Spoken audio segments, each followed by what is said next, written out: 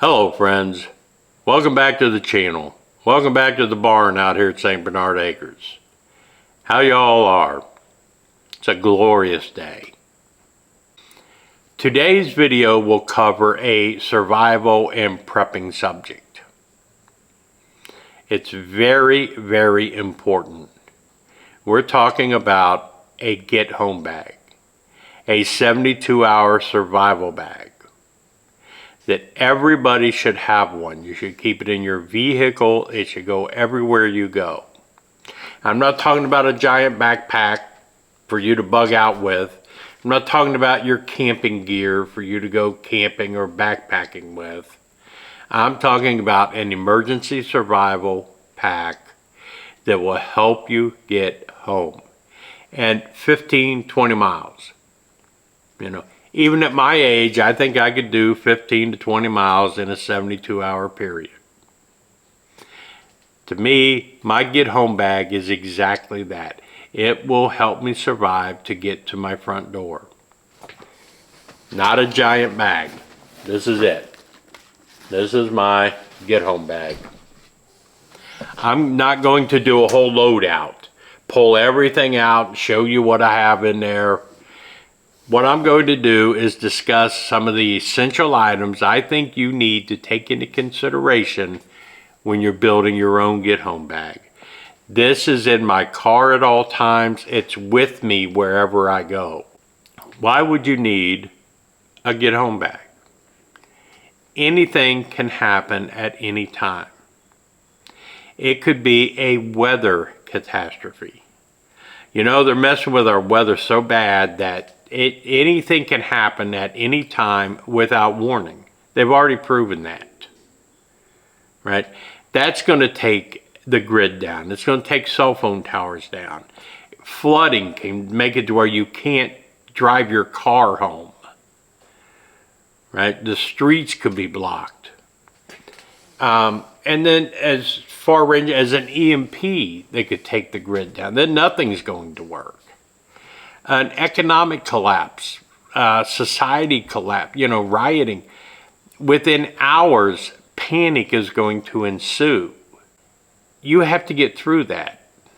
So I'm not going to tell you how, we can have those discussions later on how to stealthily get home if you need to. I'm just going to give you ideas on what you need to consider to put in your bag when you decide to build a get home bag, and everybody needs one. This is strictly mine. Gail has her own. The boys has their own. This is strictly mine. So here's my list of ideas. I want your feedback on this. I want your ideas. What would you add to this? Right? All the people that are going to watch this video will look at your comments too and see what you should add. Let me know what you think about mine. Here we go. In my get home bag. The number one important item for you to have to survive is water. Food, they say you can go weeks without. I don't know about that. I got to hurry up this video because I'm in between meals. But they say you can go a few weeks without food. Water, 3 days, and you're out. That's it. So the very first thing to think about is water. A water bottle, a metal water bottle. Something that you can boil if you have to. A bladder that you can collect water with. Mini filters, a Sawyer, a Life Straw, some purification tablets. You can purify whatever water you can collect. That is the very first most important thing, in my opinion, in a get-home bag. Water. Second, food. Yes, you're going to need something. You want high calories with no fuel needed or no cooking needed. Energy bars. Trail mix. Beef jerky. That kind of stuff. You can live on that for 72 hours. We're not talking about your diet. Forget any diet you happen to be on. You got to survive for 72 hours. That's what this is about. Number 3, Phone lines will probably be down. There won't be Google Maps to help you find a way home. You're not going to be able to communicate with anybody at home.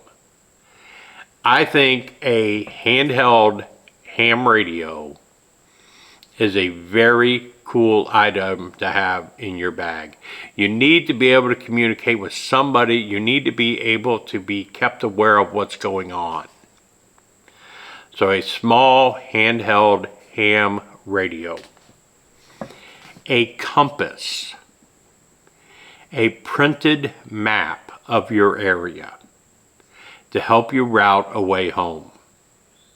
Know how to read a compass, know how to read a map, know how to navigate. Darkness is when the predators are going to be active. They're going to be active in the dark. You need a headlamp, a handheld flashlight, extra batteries. I'm not talking hundreds of batteries, but extra few sets of batteries would help. I carry glow sticks. I got a couple of glow sticks. That's hands-free light and not super bright. So throw a couple of glow sticks in there just to help you out. It's going to be dark during that 72 hours. You need like a small trauma kit, right? You need a tourniquet, some Israeli bandages. You're going to want the basics of a first aid kit. You need bandages, you need gauze, you need antibiotic cream, a Neosporin type stuff, something like that. Just a basic first aid kit. Plastic gloves. I mean, you might find yourself in a situation where you need to render aid to someone else, right? And I'm not against doing that. I don't want to be one of those people who will walk by anybody who might need my help if I'm able to help out. So plastic gloves to help me do that if I'm able to. The environment can kill you and be just as dangerous as any predator. So you need to be prepared for what the weather situation is, right? A waterproof jacket, thermal blankets, wool socks, hat, a toboggan, ski cap, and my bag changes with the seasons. In the cold weather, I will add thermal underwear. I will add things to protect me in the cold, and I don't need that in there during the summer. So my bag changes with the seasons, if you will. But you think about, I have a schmog. It does a whole lot more than just be a head cover. I mean, I can put it around my neck and stay warm. It could be a sling. I mean, all kinds of stuff. So think about what you're going to be sleeping in. A couple of 55-gallon contractor garbage bags will help you build a shelter to stay out of the rain. A fixed blade knife, a multi-tool, a couple of lighters, ferro rod, fire starters, and these are things you also need to practice with as well.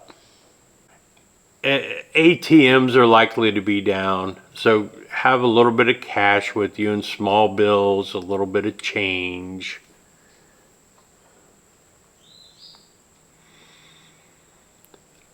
Laminated copies of your IDs, your medical info, any important documents that you carry on a daily basis. Make copies of it, get some laminating and, laminate them and stick in your bag. Just so they're there.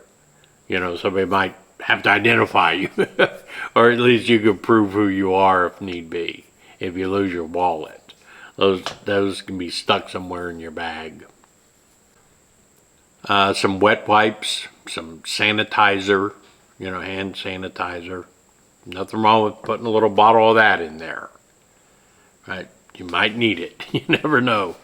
Maybe a couple of masks, not a gas mask or chemical mask, but depending on what you might have to go through, now everybody's got the mask. I've got a couple in there, no biggie. They don't take up any space and they're not heavy. As I mentioned, the unprepared are going to panic. They will go from panic mode to predator mode, and they will prey on you if you are prepared. They will be after you. You have to be prepared for that. You have your knife, pepper spray, whatever you're comfortable with to defend yourself. Depending on the laws in your state, what you can carry on a daily basis. You've got to think about self-defense. Me, you know what I have for self-defense, and that's what I carry. I'm allowed to. I do it. I'm going to be in my own state. Like I said, I'm only talking 15, 20 miles, Those are the things you need to think about when you're putting your get-home bag together. And I'm talking, just think 72 hours, 15, 20 miles. Like I said, I'm 68. I think I could do 15 miles in a 72-hour period. So that's just some thoughts. I wanted to give you some ideas I wanted to give you if you need to or you want to start building your own get-home bag. I hope that helps. Like I said, jump in here, comment, let me know items I missed or what you particularly want to carry or think you should carry or think I should carry, right? And like I said, if you want to see a loadout video where I take everything out and say, okay, this is what I'm using, I'll do that. There are billions of them out there. Mine's unique. Mine's for me.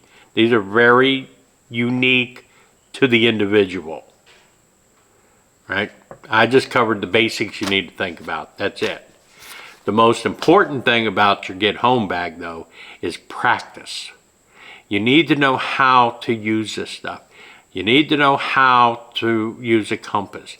You need to know how to read a map. You need to know how to navigate, right? You need to know how to start a fire. You need to know how to use a ferro rod. You need to know how to use your first aid equipment that you have. You need to learn how to set up a little shelter if you need. You need to learn how to be stealthy if you need it. Like everything else, it requires practice and it requires use. That's my thoughts on a get home bag. I hope you enjoyed this video. I hope it makes you think about things. Remember to like, share, comment. Let me know what you're doing. Let me know if you're going to be building a bug out bag. My job is not to tell you how to do it, but encourage you to do it. That's all. But this is Joe out here at St. Bernard Acres. We're talking prepping. Peace out, everyone. I'm out.